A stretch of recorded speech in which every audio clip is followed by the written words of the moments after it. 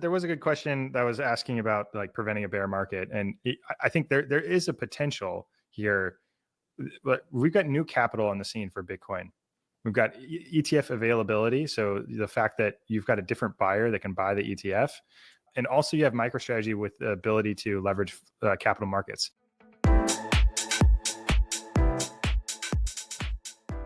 So if you think about the last bear market, right? MicroStrategy was in a much different position. They were underwater on their Bitcoin holdings compared to their purchase price.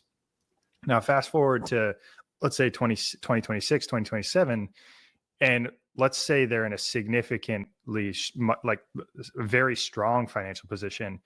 And that's a very different MicroStrategy, right? Like that's a powerful entity that's able to lean into a bear market and purchase based on their financial strength.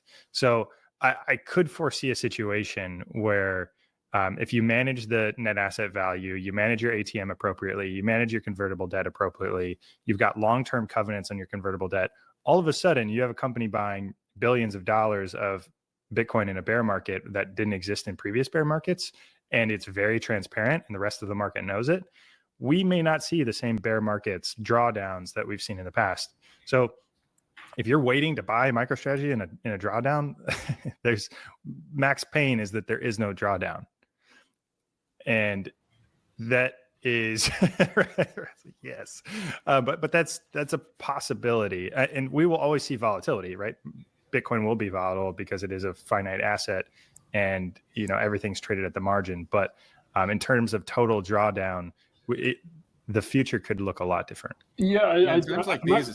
Go ahead. No, go ahead, Sons. You go ahead. No, I was just going to say that sounds like a pretty astute take, and there's always going to be risk, right? And the BTC relationship here to MicroStrategy's leveraged accumulation strategy here is relatively young still, but I think that the upside is still so huge, like you said.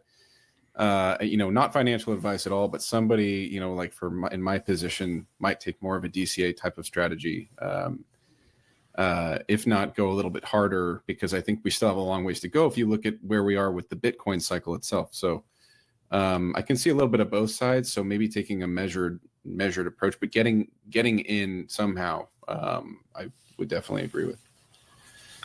Yeah, I just want to say a couple really quick things. I think as far as this whole idea of an extended bull run or a muted bear market, I'm actually doing a space with Fred about this on Thursday. I mean, it's quite interesting because there's always been this discount every bear market, I think, where there is like the real, at least the fear of Bitcoin actually going to zero. Like every bear market in the past, like especially early on, we're talking like 2014, 2018. I think there was a percentage of people that during the absolute max fear of the bear market, when Bitcoin's just dropping like a rock, there was this realistic, not for people that have been in longer term, but there was a decent amount of retail that was just completely capitulating because they actually thought this thing could go to zero. I just don't think there's that risk. That risk is going to be there this coming supposed bear market. And of course, there's like been this liquidity cycle, right? There's been this liquidity cycle that's been like clockwork, and Bitcoin is kind of tied to this liquidity cycle. I think it's the main driver. I don't think the halving is really the main driver. I think it's the liquidity cycle. So, okay, if we continue with the liquidity cycle, that's a headwind. That's a massive headwind.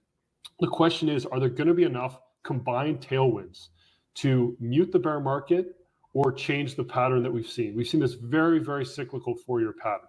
Now, my base case is still that we probably see this to some extent, just because liquidity. I mean, if we follow the cycle, it's a lot of headwind. However, MicroStrategy could be adding to the thesis that, or is adding to the thesis, and could continue to add to this thesis of if we accumulate enough combined tailwinds, could we potentially extend the bull run or mute the bear market? And it's interesting to think about. Will there be a point where we see something where it's more of like up with these long correctional periods of like a year or 8 months, like we just saw, where we build a strong enough base to actually continue higher despite potentially the liquidity headwinds? it's going up forever, Plan C. Like the I know it's going up. It's just buyers are coming, man. Yeah. I guess what I'm trying to say is I think the people waiting on this like 70 to 80% like predictable 4-year correction could be disappointed this time. I do think there's a really realistic probability that the correction is 40 to 50%, or we even have an extended bull run.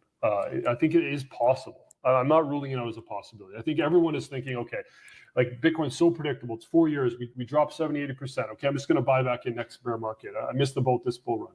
I don't know if that's like a sure thing anymore.